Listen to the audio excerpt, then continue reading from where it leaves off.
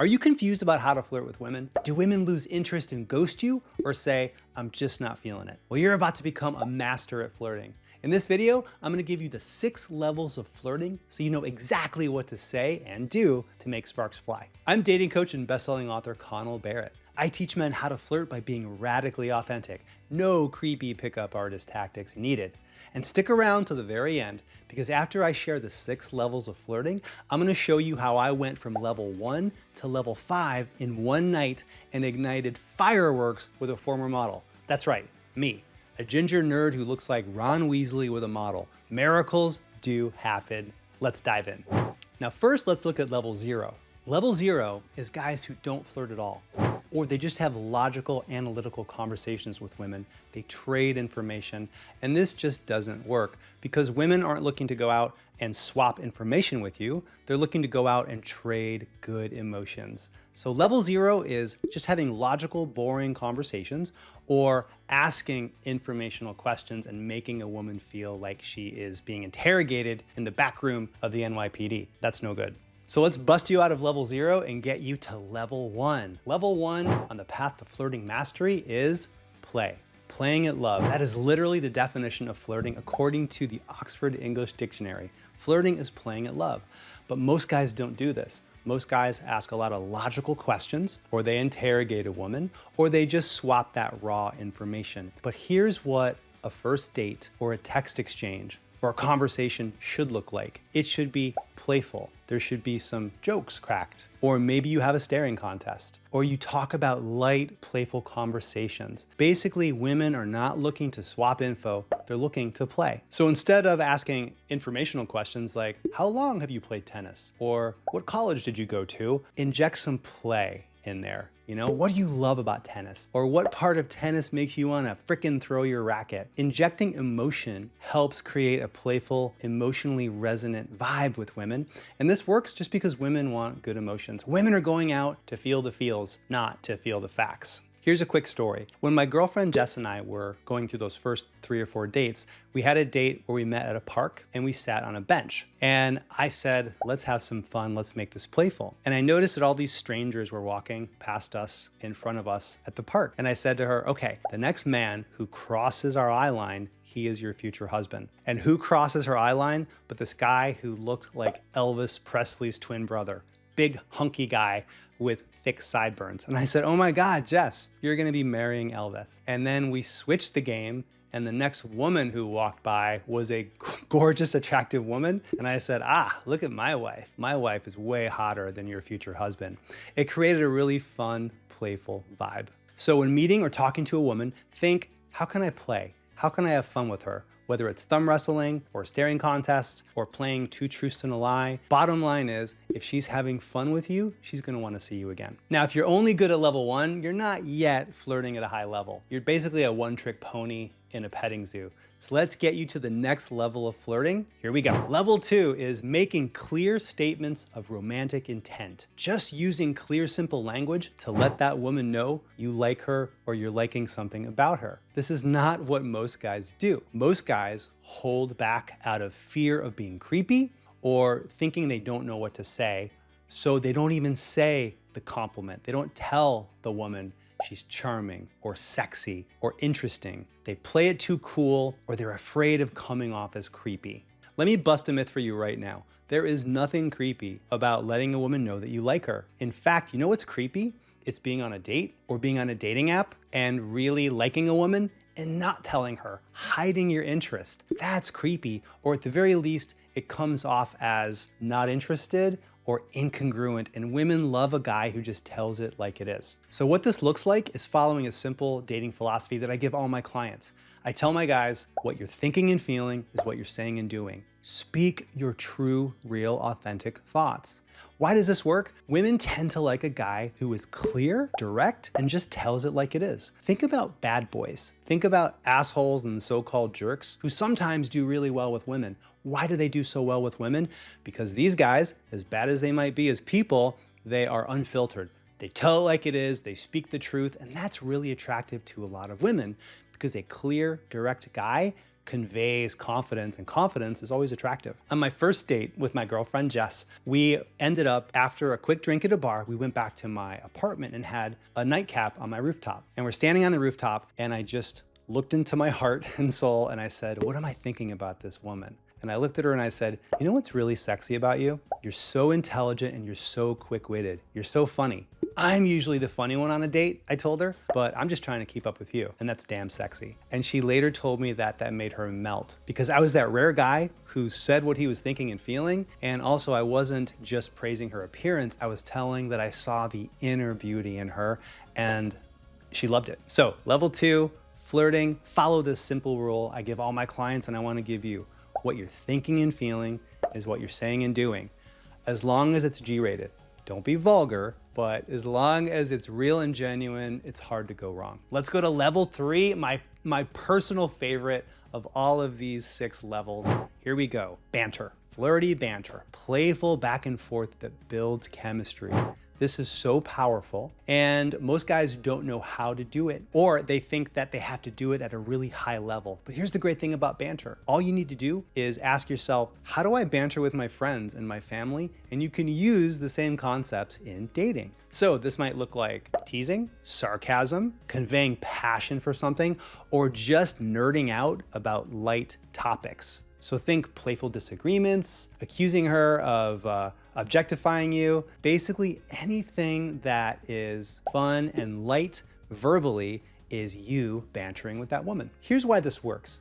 It breaks the boring, logical conversation threads that a lot of guys get stuck into, and it creates fun, unpredictable, positive emotions. It gets you out of that friend territory and creates romantic chemistry. There's a reason why every rom-com movie ever made, the 2 main characters, they're bantering back and forth. It is just the way people flirt at a higher level, level 3.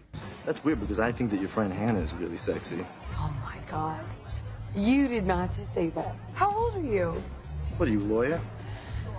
A little bit. Come on. I know. You are? Is she? Gonna be. Don't you think you're a little old to be using cheesy pickup lines? Objection. Leading the witness. Let me show you the power of banter. This time I'll show you over text. So for a couple of weeks, I've been trying to set up a first date with a young, wonderful woman named Annie. We matched on a dating app called The League. So we matched, but we couldn't get our schedules aligned. And I wasn't bantering. I was just trying to set up the logistics of the date. I was getting a little bit boring, a little bit too polite and logical, and then one day she lowered the boom on me. She sent me a really polite blow-off message, and I realized, okay, I'm gonna call on my banter skills and see if I can flip it. So this is an exact exchange between Annie and myself, and here's how I went from getting blown off to getting her to call me that very same day, and we had a date 2 nights later, and it went great. Here's how the bantery text exchange went. Annie, hey, sorry, I won't be able to meet you. I'm talking to somebody else about a first date, but I wish you the best of luck. Me, no worries. I'm glad you made a love connection, but I guess I'll have to return the engagement ring that I bought you. Annie, LOL. Sorry, I'm just being honest, but hey, maybe it'll be a terrible date. Me, I have an idea. How about I come on the date with you and you bring a rose and give it to the guy you like better, me or him? Are you up for it? Annie, LOL, that's hilarious. I really do hope you understand though. Me, no worries. I'll just return the ring, and don't worry, I only spent $7. It's a fake diamond. It's a diamondoid. Annie, perfect. I'm clumsy and I'd probably lose the ring anyway. LOL. Me, that is so you, baby. Cute and clumsy. It's why I proposed to you in the first place. Annie, are you home? I'm gonna call you. And then my phone rings before I had a chance to text her back. We chat for a half hour. We ended up having an amazing date 2 nights later. She spent the night and we ended up having a pretty wonderful relationship. She didn't become my girlfriend, but it was a meaningful, incredible connection. And I would have been ghosted and rejected, but I was able to call on my skills of banter, my personal favorite flirting level. I went from being politely rejected to her calling me, pursuing me, and we had a date and things went great from there, all because I shifted into level 3 flirting, banter. It's so powerful. Okay, quick timeout. None of these moves, these flirting levels I've been talking about so far, they're not gonna work all that well unless you're being authentic. Okay? The reason I talk so much about being radically authentic is that women are gonna like the real core you most of all. So make sure that when you start applying these moves, you're always being authentic. Girls like you for you. Don't ever forget that. Level 4, emotional connection. My definition of emotional connection is you and she sharing feelings about the same things. It's about sharing feelings, not just sharing facts. The mistake men make about seeking emotional connection is too many guys think we have to find things in common, stuff in common. Bottom line is, it doesn't matter if you both ski, or you both went to the same college, or you're both fans of the same football team. What matters is the way you both feel about those things. So emotional connection is about liking and feeling the same way about things. So most guys chase commonalities, and if they can't find something they have in common, then they give up. What you want to do is pursue the emotional correlation. So for example, on my first date with Jess, my girlfriend, we were talking about lots of little things we feel the same way about. We both love Italian food, we love dogs and cats, we hate birds, we hate jogging. And just bonding about these little things brought us closer together. Emotional connection also extends to being vulnerable,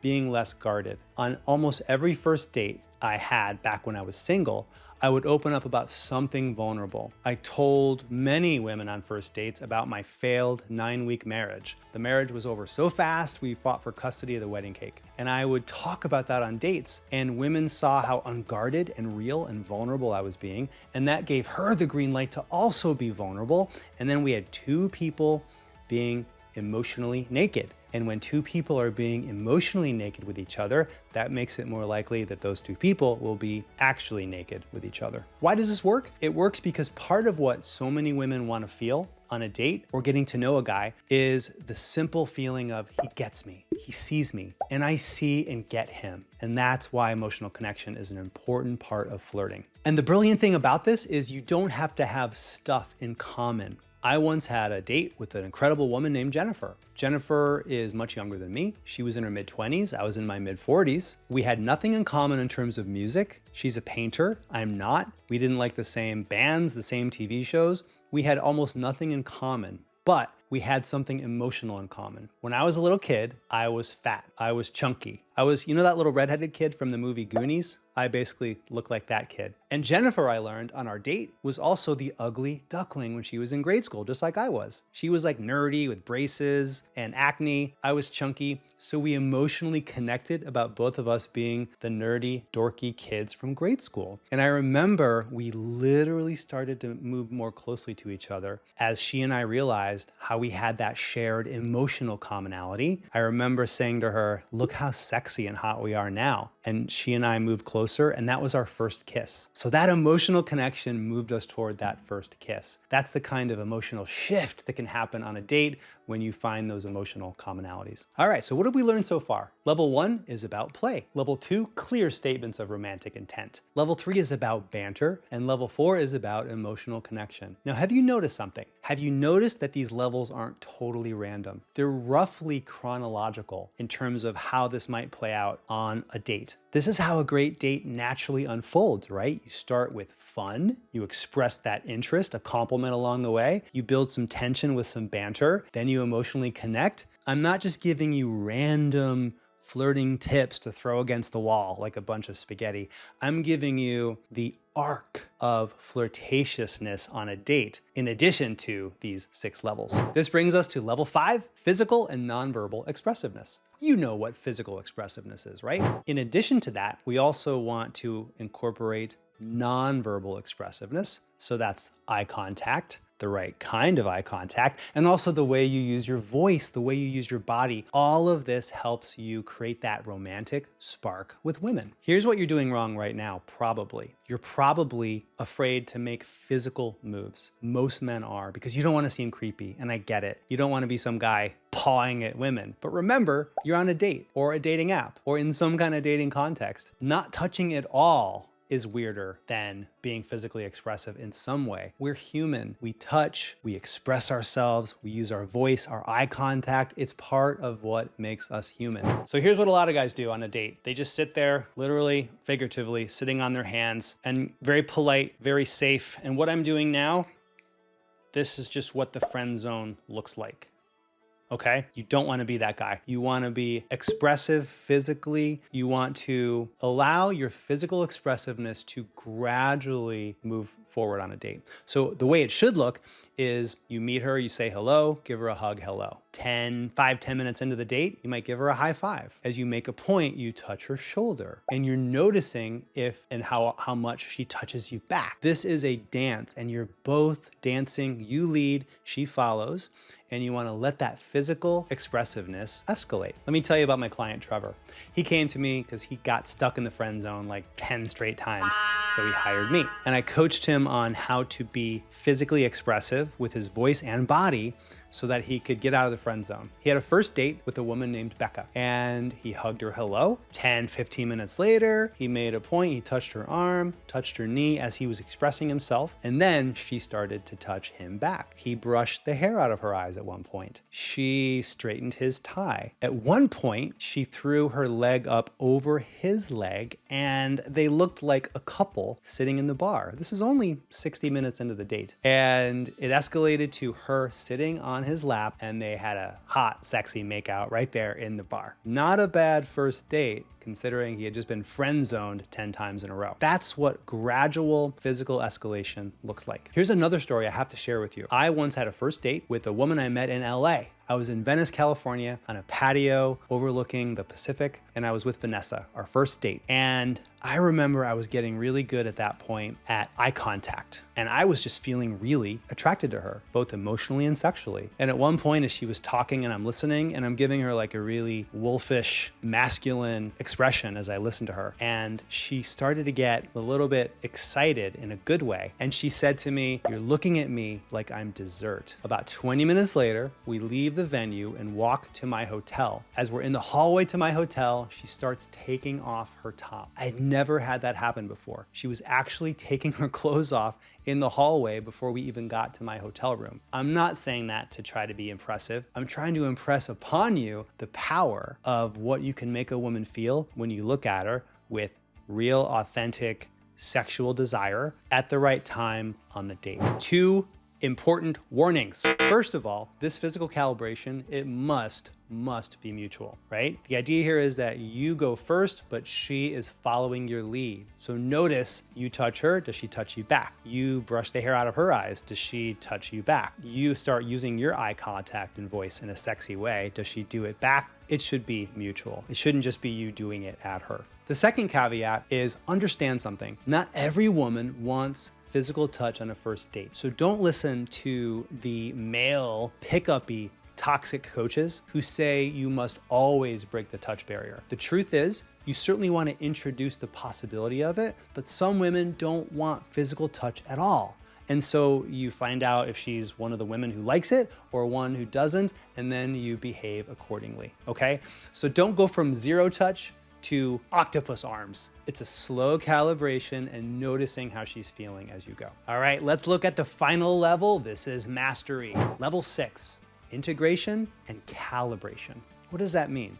Integration means you now know all 5 of these levels and you're able to integrate them together in different ways, sometimes at the same time, just like the Ghostbusters crossing streams. It's really powerful. Calibration means that you're able to read the room. You can read that woman and read yourself and where you are, and within reason know the right flirting calibration moves to make at the right time. That's mastery. It takes time, but boy, is it powerful and boy, it pays off. Most men only make 1 or 2 random flirty attempts on a date or in conversation, and they're really just throwing spaghetti against the wall. What I want you to be able to do is think of this as, it's like going from playing one instrument in an orchestra, like playing tuba, to being the conductor, the maestro. This is where flirting becomes absolutely an art.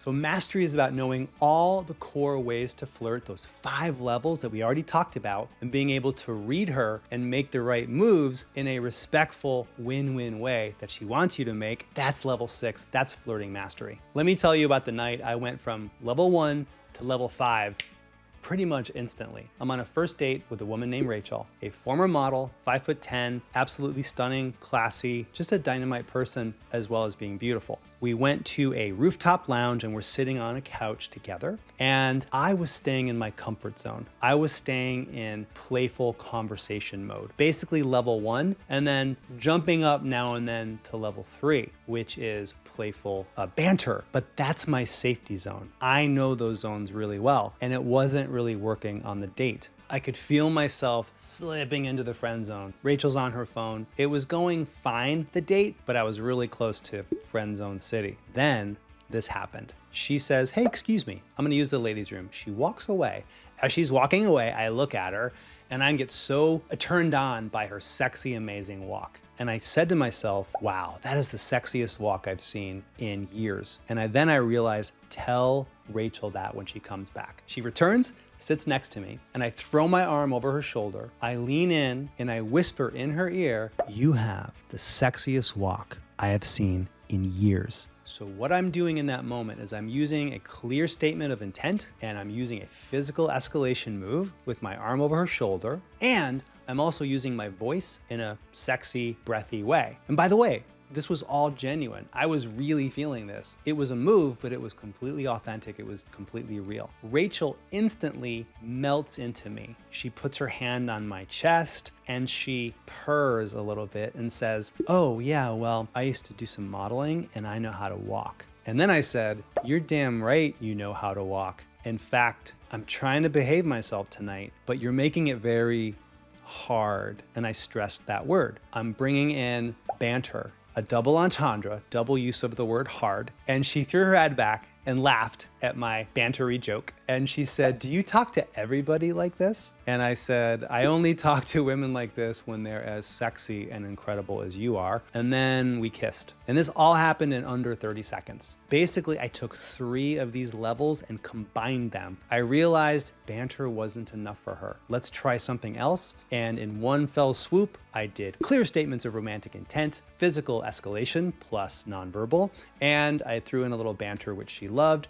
We start kissing and the date completely changed. By the time I got home, she was messaging me, asking me out again, and I had almost been friend zoned. That's the power of understanding these levels and finding the one that helps you get the win-win romantic connection that both you and she want. And that is how you master flirting. Just understand these 6 levels and keep climbing up each one. Most guys don't do this. Most guys don't flirt at all, or they just use random tactics. That's not mastery. You now have the whole arc. You're able to go from playfulness to romantic intent, to banter, to emotional connection, to being a little bit physical, and then of course blending all of these in a way that's integrated, that's authentic, that's coming from the real you. This is what women want. This is the secret sauce. And what I love about this is when you ground all of these flirting levels from and channel it through that authentic, true you, expressing your real self, then flirting does not become something that you have to do to get dating success. It becomes an expression of you. It becomes an art form. Thank you so much for watching. By the way, if you would like my personalized one-on-one help, making you a master at flirting, or at least competent and getting a lot more second dates and always knowing what to say, go to datingtransformation.com. You can book a free consultation call with me or somebody from my team to understand how my coaching works. And we can hop on the phone and I can help you create a program and a plan to get you flirting with confidence, making sparks fly so you can start having the kind of success that I've been talking about today. So just go to datingtransformation.com and you and I hope, we'll talk soon.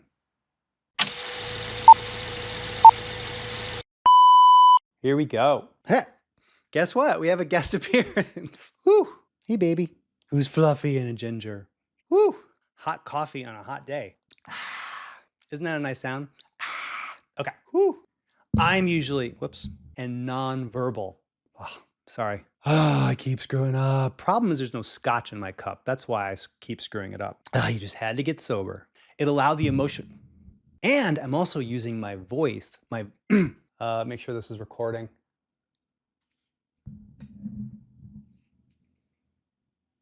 Thank God. Okay.